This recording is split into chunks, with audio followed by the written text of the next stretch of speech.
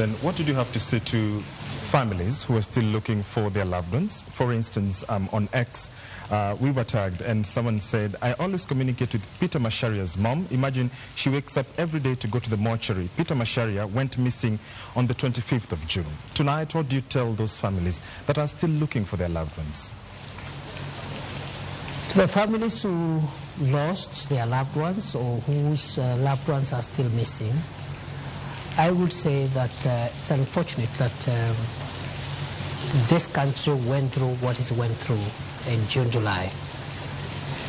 I hope that our country has learned the lessons and we will not get there again, because losing a loved one, having a loved one missing for months, almost half a year, even for a day, is extremely painful. And therefore, as I said when I responded to this matter earlier on, maybe not on this forum,